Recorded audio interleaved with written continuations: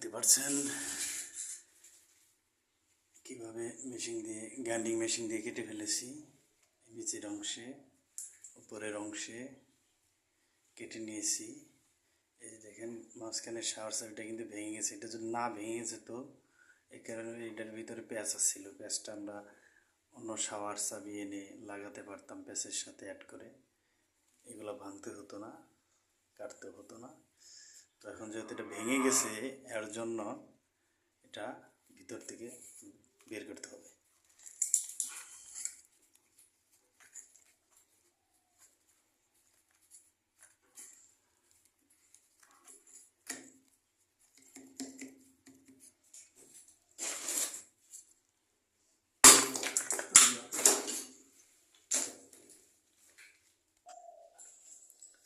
দেখতে পাচ্ছেন এটা এইভাবে এখানে লাগাবো। লাগানোর পরে এটা শর্ট করব। এটা মাপ দিয়ে শর্ট করে কেটে নেব। নিয়ে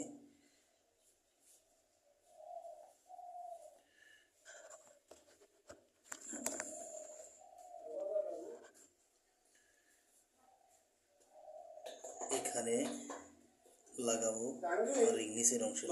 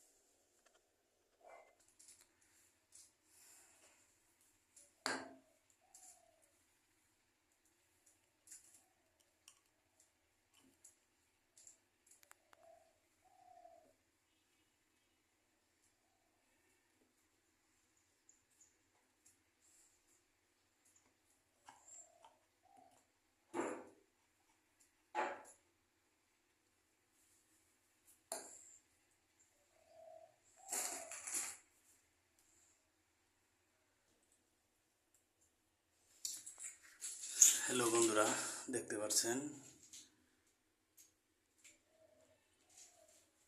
ভেঙে যাওয়া শাওয়ার চাবি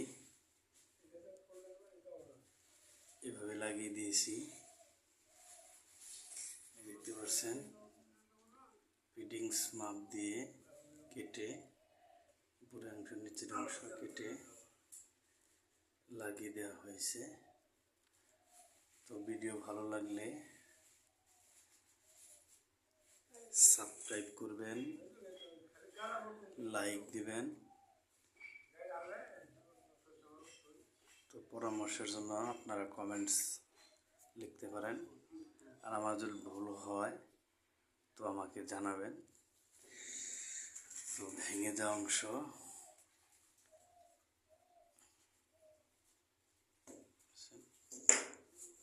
আসসালামু আলাইকুম রহমতুল্লাহি ওয়া বারাকাতুহু।